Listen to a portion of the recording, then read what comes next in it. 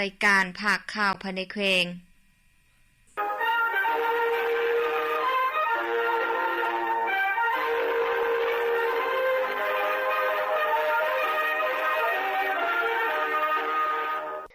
ท่านผู้ฟังที่เคารพต่อไปแจ้งประธานมาฟังข่าวภายในแขวงที่มีหัวข้อข่าวพร้อมเนื้อในดังต่อไปนี้วางซี่ระนึกโครงการก่อสร้างอาคารธนาคารพัฒนาลาวจำกัดสาขาแขวงพงศลีหลังใหม่ในต้นเสาร์วันที่2พฤษภาคม2022นี้ที่บ้านผลโฮมเมืองบุญเหนือแขวงพงศลีได้จัดพิธีวางซี่ระลึกโครงการก่อสร้างอาคารธนาคารพัฒนาลาวจำกัดสาขาแขวงพงศลีหลังใหม่ขึ้นอย่างเป็นทางการโดยการเข้าร่วมของทานสันติแก้วยาสารรองเลขาพรรคแขวงประธานคณะกรรมการปกครองแขวงมีทานพรไสอ้อนซากรรมการประจำพรรคแขวงรองประธานคณะกรรมการปกครองแขวงผู้ชี้นำโครงเขตเศรษฐกิจคันแขวงมีทานสมภาพดาราจักรกรรมการประจำพรรคแขวงเลขาพรรคเมืองบุญเหนือมีทานคำสุวงศ์ไสยะสิงห์หัวหน้าสาขาธนาคารพัฒนาลาวจำกัดสาขาแขวงพงศลีมีทานอนุสรณ์ลาซาสารบริษัทศิริไสและสมแปลงเคหสถานจำกัดมีบรรณาธิการคณะพนักงานแขกเชิญพนักงานวิชาการจากธนาคารพัฒนาลาวจำกัดสาขาแขวงพงศลีและบริษัทศิริไสและสมแปลงเคหสถานจำกัดเข้าร่วมโครงการก่อสร้างอาคารธนาคารพัฒนาลาวจำกัดสาขาแขวงพงศลีหลังใหม่แม่นก่อสร้างอยู่เขตบ้านผลโฮมเมืองบุญเหนือเพื่อรองรับการบริการของลูกค้าที่มีการขยายตัวอย่างต่อเนื่องโดยตึกอาคารจะเป็นรูปแบบโคโลเนียมเพื่อให้เทศเหมาะกับยุคสมัยใหม่เข้ากับท้องถิ่นเว้าเฉพาะแม่นแขวงพงศลีเพื่อสร้างสีสันใหม่ให้แก่เมืองบุญเหนือก็คือแขวงพงศลีซึ่งรับเหมาก่อสร้างแม่นบริษัทศิริไสก่อสร้างและสมแปลงเคหสถานจำกัดผู้เดียวคาดว่าการก่อสร้างจะใช้เวลาประมาณ10 เดือนโครงการก่อสร้างอาคารธนาคารพัฒนาลาวจำกัดสาขาแขวงพงศลีหลังใหม่เป็นอาคาร3ชั้นขนาดของอาคาร8 x 19.5 เมตรเพื่อให้บรรลุวิสัยทัศน์ของธนาคารพัฒนาลาวคือเป็นธนาคารที่ลูกค้าไว้วางใจในการบริการที่ดีที่สุดมีเทคโนโลยีทันสมัยที่ดีที่สุดและมีพนักงานที่เป็นมืออาชีพโดยระยะผ่านมาธนาคารพัฒนาลาวได้มีการปรับปรุงกลไกการบริหารหลายด้านเพื่อให้เท็จเหมาะกับสภาพการพัฒนาเศรษฐกิจสังคมในปัจจุบันในนั้นการปรับปรุงภาพลักษณ์สมหน้าบรรดาตึกอาคารโกแมนส่วนหนึ่งในการปรับปรุงเปลี่ยนแปลงซึ่งปัจจุบันธนาคารพัฒนาลาวมีการขยายตัวตามางการให้บริการมี1สำนักงานใหญ่มีสาขาทั้งหมด28สาขามี109หน่วยบริการมีตู้ ATM 103ตู้ในครบเขตทั่วประเทศเฉพาะสาขาแขวงพงศลีนอกจากจะมีการปลูกสร้างอาคารของสาขาหลังใหม่แล้วซึ่งปัจจุบันสาขาแขวงพงศลียังมีหน่วยบริการที่ขึ้นกับ4หน่วยบริการมีตู้ ATM จำนวน10ตู้ให้บริการตลอด24ชั่วโมงนอกนี้พวกเขายังมีแผนขยายห้องรับเงินใหม่อยู่ที่บ้านย่อเมืองบุญเหนือไปตึมอีกเคียงคู่กับการขยายตัวตารางการบริการธนาคารพัฒนาลาวยังได้พัฒนาเครื่องมือที่ทันสมัยและก่อสร้างพนักงานโดยการฝึกอบรมพนักงานเก่าและสรรหาพนักงานใหม่ผู้ที่มีความสามารถมาขับเคลื่อนการดำเนินธุรกิจของธนาคารพัฒนาลาวและทางสร้างสายสัมพันธ์ที่ดีกับภายในและสากลบรรดาครูร่วมยุทธศาสตร์เพื่อให้มีความมั่นใจดังคำควรที่ว่าธนาคารพัฒนาลาวยุคใหม่ใส่ใจมีกินมีใช้คิดใหญ่ทำเป็นท่านเลขาพรรคเมืองลงเคลื่อนไหวติดตามสุขยูประชาชนอยู่กลุ่มบ้านปาลันในระหว่างวันที่29-30 เมษายน 2026 พามานีท่านพรทวีไสมนตรีกรรมการพรรคแขวงเลขาคณะบริหารงานพรรคเมืองและท่านพรไสอ่อนซากรรมการคณะประจำพรรคแขวงของประธานคณะกรรมการปกครองแขวงมีบรรดาทานการนำคันเมืองผู้ซีนำกลุ่มเลขาคณะพรรคหักฐานกลุ่มและบรรดาทานต่างหน้าจากห ห้องการที่เกี่ยวข้องได้พร้อมกันลงติดตามสุกยูและกวดกาคืนสภาพการสร้างจุดซุ่มโหมบ้านน้อยให้กลายเป็นบ้านใหญ่ในเขตชนบทตามทิศชี้นำของส่ง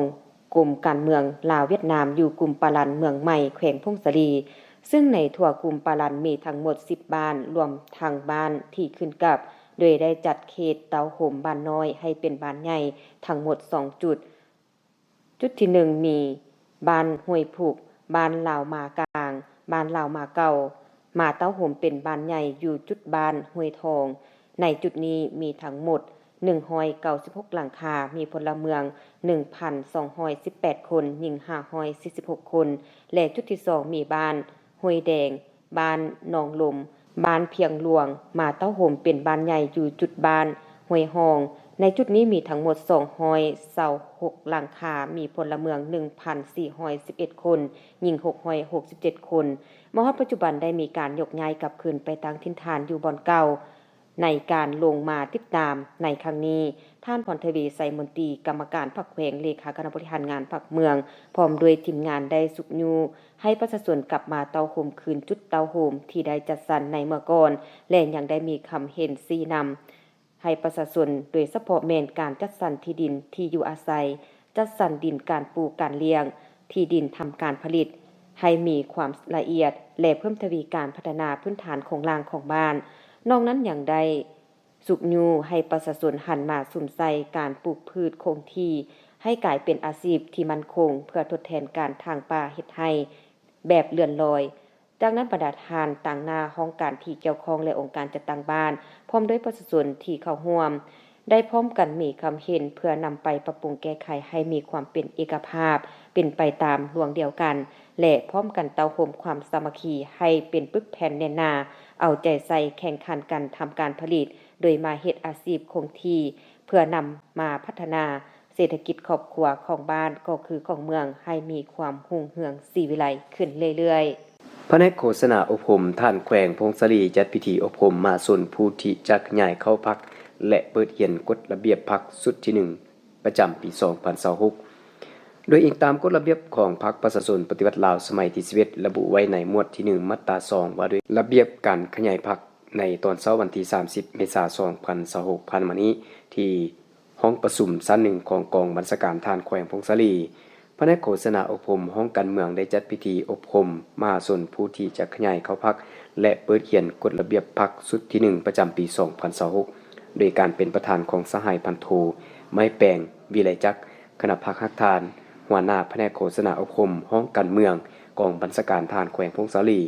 มีคณะหน่วยพรรคพนักงานวิชาการภายในแผนกและมาส่วนผู้ก้าวหน้าเข้าร่วมสหายห้วยตีวิสิทธิ์หงคำลากรรมการหน่วยพรรคของหัวหน้าแผนกโฆษณาอบรมห้องการเมืองกองบัญชาการทหารแขวงพงศรีได้ผ่านมติตกลงของคณะประจำพรรคกองบัญชาการทหารแขวงฉบับเลขที่176/คจพกบสลงวันที่6ตุลา2026ว่าด้วยการอนุมัติมาส่วนผู้ก้าวหน้าเข้าเรียนสนับสนุนสุดที่1ประจำปี2026มีจำนวน35สหายหญิง4สหายซึ่งเนื้อในอบรมประกอบมี13คำถาม13คำตอบเป็นต้นแม่นบรรดาเนื้อในพื้นฐานเกี่ยวกับพรรคประชาชนปฏิวัติลาวประวัติความเป็นมาอุดมการณ์และทัดแท้ของพรรคประชาชนปฏิวัติลาวเข้าใจเกี่ยวกับมาตรฐานเงื่อนไขและผลประโยชน์ที่สมาชิกพรรคได้รับเป็นการประเมินความรู้ในการเสื่อมซึมเอกสารมาส่วนเป้าหมายขยายเข้าพรรคเพื่อเฮ็ดให้มาส่วนผู้มีความตั้งหน้าฝึกฝนหล่อตนเองเพื่อเพิ่มกำลังแรงสรุปให้แก่พรรคนับมือหลายขึ้นและต้นบ่ายของวันเดียวกันยังได้เปิดเรียนกฎระเบียบพรรคให้แก่มาส่วนผู้ที่จะขยายเข้าพรรคตามมติตกลงของคณะประจำพรรคกองบัญชาการทหารแขวงฉบับเลขที่177/คจพกบสลงวันที่6เมษายน2026ว่าด้วยการอนุมัติมาส่วนผู้ก้าวหน้าเขาเรียนกฎระเบียบพรรคสุดที่1ประจำปี2026จำนวน33สหายหญิง7สหายเนื้อในกฎระเบียบพรรคประกอบมีมาตรฐานของสมาชิกพรรคและเงื่อนไขของมาส่วนผู้จะขยายเข้าเป็นสมาชิกพรรคระเบียบการขยายพรรคคำปฏิญาณของสมาชิกพรรคหน้าที่ของสมาชิกพรรคสิทธิของสมาชิกพรรคและการสิ้นสุดการเป็นสมาชิกพรรคข้อห้ามสำหรับสมาชิกพรรคระเบียบการคุ้มครองและการยกย้ายร่วมชีวิตพรรคบัตรสมาชิกพรรคและการนำใช้บัตรสมาชิกพรรค ตอนท้ายพิธีได้กล่าวแสดงความสมเสยต่อมหาชนผู้ที่ก้าวหน้าเข้าเหียนสนับสนุนและเข้าเหียนกฎระเบียบพรรคประชาชนปฏิวัติลาวสุดที่1ประจำปี 2026ที่มีผลงานดีเด่นเฮ็ดสำเร็จหน้าที่และปฏิบัติกฎระเบียบต่างๆอย่างเข้มงวดโดยตลอดมาและสหายยังได้เน้นหนักหลายปัญหาให้แก่มหาชนผู้ก้าวหน้าเป็นต้นแมนการปฏิบัติข้อกำหนดกฎระเบียบของพรรคของกรมกองวางออกให้เข้มงวดพร้อมกันเฮ็ดสำเร็จหน้าที่วิสาเฉพาะตามการจัดตั้งคันถึงมอบหมายให้มีผลสำเร็จเป็นก้าวๆและตั้งหน้าฝึกฝนหล่อหลอมตนเองในทุกด้านเพื่อให้กลายเป็นสมาชิกพรรคผู้ก้าวหน้าในอนาคตโอกาสเดียวกันนี้ยังได้กล่าวมอบใบย่องๆโดยประธานและกล่าวรับโดยมหาชนผู้ก้าวหน้าเข้าฝึกอบรมเพื่อขยายเข้าพรรคตามลำดับเมืองสัมพันธ์แขวงพงศลีจัดพิธีปาฐกถาวันกรรมกรสากลครบรอบ140ปีในวันที่30เมษายน2026นี้ที่สโมสรเมืองสัมพันธ์แขวงพงศลีได้จัดพิธีปาฐกถาวันกรรมกรสากลครบรอบ140ปีวันที่1พฤษภาคม1886หาวันที่1พฤษภาคม2026เป็นเกียรติเข้าร่วมของทานทองตือเกียรติสบงกรรมการพรรคแขวงเลขาพรรคเมืองมีบรรดาทานคณะประจำพรรคเมืองกรรมการพรรคเมืองหัวหน้าห้องการหัวหน้าคณะกองประชาการปกสปกสพนักงานหลัก6พนักงานราชการและรัฐวิสาหกิจอ้อมข้างเมืองเข้าร่วมท่านสมจิตวงศ์ลีไซกรรมการพรรคเมืองประธานสหพันธ์กำบันเมืองได้หวนคืนหมุนเสื้อซึ่งในไทยศตวรรษที่18หาต้นศตวรรษที่19หลายประเทศในทวีปยุโรปและอเมริกาได้สำเร็จการคนโลมระบอบศักดินาและสร้างตั้งระบอบนายทุนขึ้นแทนภายใต้การปกครองของพวกนายทุนส่วนสันกรรมกรถูกกดขี่ขุดหีดแห่งงานอย่างนักหน่วงและบังคับข่มเหงกรรมกรเฮ็ดเวียก 14-15 ชั่วโมงต่อมือการเอาแห่งงานก็สุดลำบากและมีความเสี่ยงสูงต่อชีวิตค่าแห่งงานพัดถึกย้อนเหตุการณ์นั้นจึงก่อให้เกิดข้อขัดแย้งขึ้นระหว่างนายทุนและกรรมกรผู้ใช้แห่งงานนับมือนับหลายขึ้นโดยเหตุนั้นส่วนสันกรรมกรและสาวผู้เอาแห่งงานจึงลุกฮือขึ้นต่อสู้กับนายทุนเพื่อทวงให้นายทุนเพิ่มเงินเดือนและลดชั่วโมงเฮ็ดเวียกลงย้อนการต่อสู้อันดุเดือดกองประชุมใหญ่ของสหพันธ์แห่งงานอเมริกาจึงมีมติเริ่มแต่วันที่1พฤษภาคม1886เป็นต้นไปกรรมกรจะเฮ็ดเวียกมือหนึ่ง8ชั่วโมงมติดังกล่าวได้เป็นขีดหมายสำคัญให้แก่การจัดตั้งกรรมกรและสาวผู้แห่งงานทั่วโลกเกี่ยมพร้อมต่อสู้เอาสิทธิผลประโยชน์ของตนนับมือนับควงมาถึงวันที่1พฤษภาคม1886อยู่ตัวเมืองชิคาโกประเทศอเมริกาส่วนสันกรรมกรและสาวผู้แห่งงานได้มีการต่อสู้สมทบกับเนื้อในแถลงการเรียกร้องให้นายทุนปฏิบัติตามการเสนอของกรรมกรแต่นี้ต่อไปบ่ให้กรรมกรผู้ใดเฮ็ดเวียกเกิน8ชั่วโมงต่อมือ8ชั่วโมงพักผ่อนและ8ชั่วโมงห้ามเหียนและในมื้อนั้นกรรมกรได้นัดหยุดงานถึง 5,000 แห่งในตัวเมืองใหญ่ของประเทศอเมริกาจากเหตุการณ์วันที่1พฤษภาคม1886มันได้กลายเป็นกระแสฟ้องอันใหญ่หลวงอย่างแข็งแรงและเป็นกำลังใจให้ขบวนการต่อสู้ของกรรมกรในทั่วโลกมาถึงวันที่1พฤษภาคม1889กองประชุมพรรคคอมมิวนิสต์สากลครั้งที่2ได้ไขขึ้นที่ปารีสประเทศฝรั่งได้ผ่านโครงการดำเนินงานสำคัญคือส่วนสั้นกรรมกรสามัคคีต่อสู้เพื่อปฏิบัติคำควรมื้อหนึ่งเฮ็ดเวียก8ชั่วโมงและกำหนดเอาวันที่1พฤษภาคม1886เป็นวันกรรมกรสากลนอกจากนั้นทานนางสมวรรณสุมิไลคณะประจำพรรคเมืองหัวหน้าคณะโฆษณาอบรมและคณะห้องการได้ผลัดเปลี่ยนกันขึ้นผ่านหมุนเสื้ออันสำคัญของพรรคของชาติและของเพื่อนมิตรสากลคือวันพาวงปิดล้อมกองพันที่2วีรชนที่ธงไหหินเสียงขวางครบรอบ67ปีและวันเกิดฐานกากมากครบรอบ208ปีวีรกรรมตุนคุกอย่างมหัศจรรย์ของบรรดาผู้นำของภาคและแนวลาวหักชาติครบรอบ66ปีและวันไสสนะบันฮบเดียนเบียนฟูครบรอบ72ปีวันไสสนะของสหภาพโซเวียตเหนือฟาสซิสต์เยอรมันในสงครามโลกครั้งที่2และวันเกิดท่านโฮจิมินห์ตื่มอีกเมืองยัดอูแขวงพงศลีจัดพิธีปะทะกฐาเหล่าหมุนเสื้อสามวานประวัติศาสตร์ของพรรคของชาติในตอนเช้าวันที่30เมษายน2026ที่ผ่านมาเมืองยัดอูแขวงพงศลีได้จัดพิธีปะทะกฐาเหล่าหมุนเสื้อสามวานประวัติศาสตร์คือวันพาวงปิดล้อมของกองพันที่2วีรชนธงไหหินเสียงขวางวันที่18พฤษภาคม1959วันที่18พฤษภาค 2026ครบรอบ67 ปีวันวีรกรรมโตนคุกอย่างมหัศจรรย์ของบรรดาท่านผู้นำพรรคและแนวเรารักษาวันที่24พฤษภาคม1960หาวันที่24พฤษภาคม2026ครบรอบ66 ปีและวันกรรมกรสากลวันที่1พฤษภาคม1886หาวันที่1พฤษภาคม2026ครบรอบ140 ปีขึ้นอย่างเป็นทางการที่สโมสรใหญ่ของเมืองยะอูโดยการเป็นประธานของท่านสมหวังสุมวิไล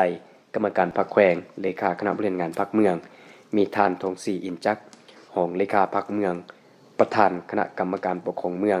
มีบรรดาท่านกรรมการประจำพรรคเมืองกรรมการพรรคเมืองหัวหน้าห้องการองค์การเทียบเท่ากำลังป้องกันป้องกันความสงบตลอดฮอดพนักงานรัฐกรองค์ข้างเมืองเข้าร่วมในพิธีท่านแสงเมืองพรหมวงศ์กรรมการประจำพรรคเมืองหัวหน้าคณะโฆษณาอบรมเมืองได้ผ่านประวัติมนต์เสือวันพาวงปิดล้อมของกองพันที่2วิลาสนทงหินเชียงขวางครบรอบ67 ปีซึ่งเป็นเหตุการณ์ต่อสู้อันสำคัญทางด้านการเมือง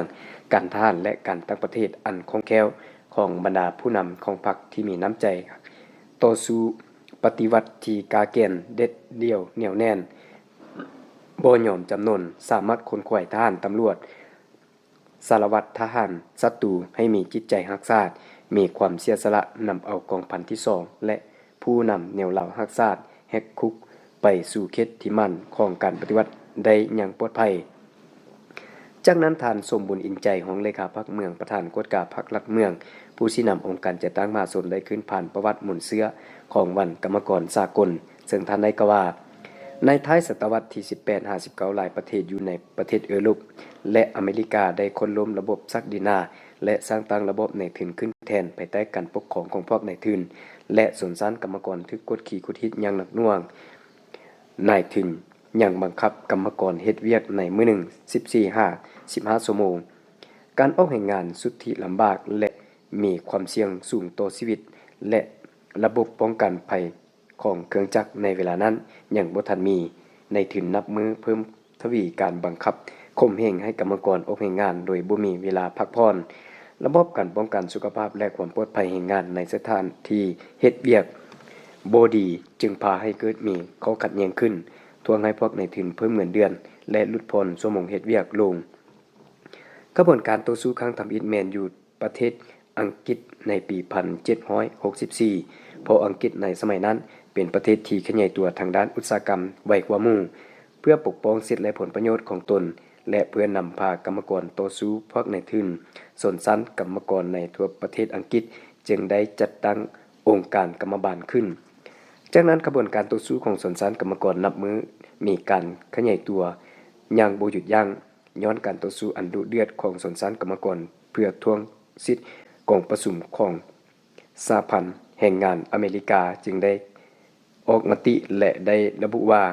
เริ่มแต่วันที่1พฤษภาคม1886เป็นต้นไปกรรมกรจะเฮ็ดเวียกมื้อหนึ่ง8 ชั่วโมงมติดังกล่าวได้กลายเป็นนิติหมายที่สำคัญในการเรียกร้องปลุกตื่นให้กันจัดตั้งกรรมกร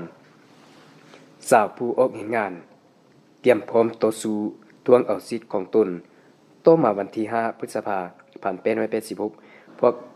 ไม้มือของนายทุนได้ฆ่ากรรมกรตาย6 คนบาดเจ็บ50 คนต่อมากระบวนการแห่งประท้วงยิ่งเพิ่มทวีกำลังแห่งของกรรมกรขึ้นตื้มอีกซึ่งมีผู้เข้าร่วมถึง 15,000 คนเพื่อคัดค้านการกระทำของพวกนายทุนและเจ้าหน้าที่กำอำนาจกระบวนการประท้วงครั้งนั้นบทจะยุติลงวันที่1พฤษภาคม1889กองประชุมพรรคกลุ่มมนิตสากลครั้งที่2ได้ไข้ขึ้นอยู่ที่นครหลวงปารีสมีผู้แทนเข้าร่วมกองประชุมทั้งหมด393 คนซึ่งผู้แทนมาจาก22ประเทศยุโรปอเมริกาและอักซังตินกองประชุมดังกล่าวได้ผ่านโครงการดำเนินงานสำคัญคือส่วนสั้นกรรมกรสามัคคีต่อสู้เพื่อปฏิบัติคำควรมื้อหนึ่งเฮ็ดเวียก8 ชั่วโมงและกำหนดเอาวันที่1พฤษภาคมปี1886เป็นวันกรรมกรสากลพร้อมกันนี้ท่านทองศรีอินจักรของเลขาพรรคเมืองประธานคณะกรรมการปกครองเมืองได้เล่ามวลเสื้อวันวีรกรรมโตนคุกอย่างมหัศจรรย์ของบรรดาท่านผู้นำของพรรคและแนวรารักษาครบ66 ปีตึมอีก ทั้งนี้ก็เพื่อเป็นการหวนคืนถึงมวลเสื้อประวัติศาสตร์ความเป็นมาอันสำคัญของพรรคของชาติของสวนสัตว์กรรมกรก็คือวันกรรมกรสากลครบรอบ140 ปีภายใต้คำขวัญความยุติธรรมในสังคมและเฮ็ดเวียกที่มีคุณค่าเป็นธรรมท่านผู้ฟังต่อไปบริทานมารับฟังพยากรณ์อากาศประจำวันที่4พฤษภาคม2026สภาพรวมความกดดันอากาศต่ำของอากาศร้อนยังสืบต่อปกคลุมอยู่ทั่วทุกภาคของประเทศลาวโดยกำลังอ่อนหาปานกลางสมทบกับกระแสลมตะวันตกเฉียงใต้พัดปกคลุมซึ่งจะได้อากาศอย่างร้อนอยู่ในทั่วไปและจะมีฝนตกฟ้าร้องฟ้าเหลื่อมในระดับคอยหาปานกลางเพราะมีลมพัดแรงอยู่ในแต่ละภาคตึมอีกพยากรณ์อากาศในเวลา 7:00 นของวันที่4พฤษภาคม2026หาเวลา 7:00 นของวันที่5พฤษภาคม2026สภาพอากาศของแขวงพงศลีและบรรดา7เมืองอาการอย่างร้อนอยู่ในทั่วไปพร้อมจะมีฝนตกฟ้าร้องฟ้าเหลื่อมในระดับคอยหาปานกลางและจะมีลมพัดแรงอยู่ในแต่ละภาคตึมอีกเนื้อที่การปกคลุมของฝนเท่ากับ25%ของภาคอุณหภูมิในระหว่าง 15-25 องศารายงานสภาพอุณหภูมิและปริมาณน้ำฝน24ชั่วโมง7เมืองทั่วแขวงพงศลีอุณหภูมิต่ำสุดของมื้อนี้14องศาอุณหภูมิสูงสุดของเมื่อวานนี้24องศาปริมาณน้ำฝน24ชั่วโมงผ่านมาเมืองบุญเหนือ